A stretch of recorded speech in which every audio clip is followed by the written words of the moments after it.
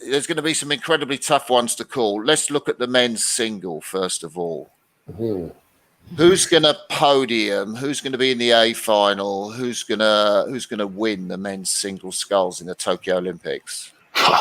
We're going to take some bets here. This is the game.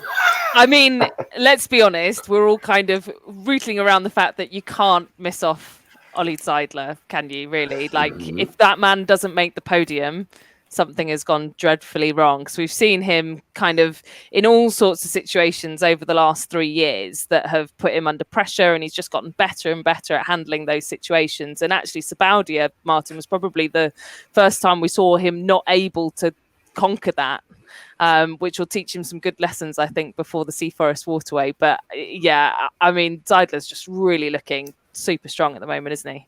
Do you think he was a bit uncomfortable in the conditions in Sabaudia, which might be a bit like the Sea Forest course in Tokyo?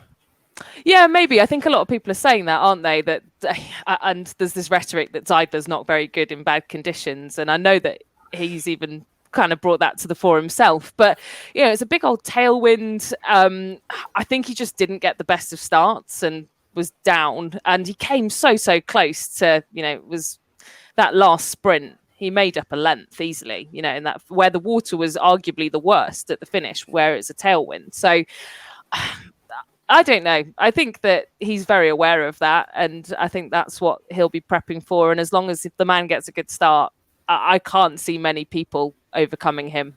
So who we got to look at? I think we've got to look at Kjetil Bosch, Sverre Nielsen.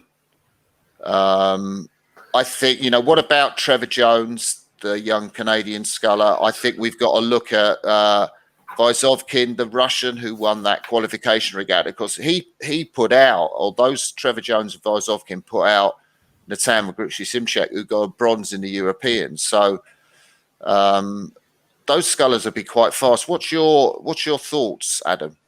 Well, I'm curious to see how Trevor Jones performs. He did very well in the under 23s, had two successive gold medals under 23s, but we all know seniors is a different beast. It's another step up. He's still quite young in the process. So yeah, it's I think it's hard to say. I think he's got a crack at making the A final, but I wouldn't put him in as a medal contender. The one we haven't mentioned is the Croatian Damir Martin, and I think that although he's a shorter athlete, he's very thick and very well trained, and he knows how to taper for the big races. So I think he'll be certainly in the mix as well, and I'll be keeping my eyes on him too. So go on, Camilla. I was just going to say, I thought he had a great race at Sabaudia to come away quite close to those top three contenders we've mentioned in Bosch, Nielsen and Seidler. I think the other story that's been quite interesting in the single sculls, and maybe not for a medal contention, but as a kind of rising star, is the young Italian, Gennaro Damaro, who, I think there's quite I don't want to say an upset in the Italian team, but from what I gathered whilst I was there at the weekend, Damaro, the young 19-year-old, has come and sort of popped Martini off the spot for the single, and Martini qualified it for the first time in 20 years for Italy. So, how gutting must that be for him to qualify it at Linz and then not get the slot to row it at the start line in Tokyo? That's just a little side story that I think is going to be interesting to see the youngster probably take that seat there. Lovely. So do we want to do our 1, 2, 3s for the Olympics, do you think? Oh, 1, 2, 3. Yeah.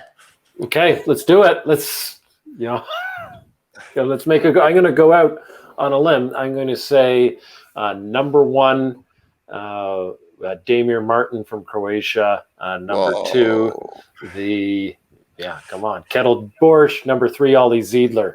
That's my 1, 2, 3. Put it on the record. That's cool. That's brave. We like that. How brave are you going to be, Camilla? I don't know. Last time I bet against Seidler, he proved me wrong at World Cup 2. So I'm going to put my eggs in Seidler's basket. I do back him. I think he's learning his lessons. I then think that between second and third, I think we could get an upset. I'd love to see Nielsen on the podium in silver, and then I think an upset in bronze. I'm going to go for Martin. Damo Martin to get the bronze. Oh my God. I think I'm going to be boring really compared to them. I think Sverre Nielsen is like probably the best technical sculler of the lot. I love watching him scull. He said he had a couple of washes in Zabaldia and he did hit the front with 1,500 meters to go. I'm going to predict Sverre Nielsen with Ollie Zeidler in second place and Kjetil Borch in third, and there's probably going to be something like about 0.3 of a second between the three scullers. It'll be Linz all over again, Martin. And we've not even mentioned the Lithuanians, which is hilarious because Griškonis was in that final, and we've not even put him in that top group. So it just shows you how competitive it is. I can't work out what they're going to do, the Lithuanians, because they qualified the double, and obviously Griškonis and Ritter have been racing the single, but what are they going to do? Are they going to select the double that got silver in Rio? Are they going to put Ritter or Griškonis in the single? Well, all I'd heard was that the Lucerne World Cup was a race off, and that whoever finished up higher up the rankings was going to go to the Olympics in the single, and that was Griškonis, right? He was just focused on beating Ritter the whole way down the course, and they came like 5th and 6th, I think, in the A final, but he beat Ritter, so that's all that mattered. So who knows what they're going to do with the double. I mean, my head goes, why not put them in the double and get a medal like you did at Rio? But I'm not the Lithuanian head coach, so we'll have to ask him on Cross's Corner.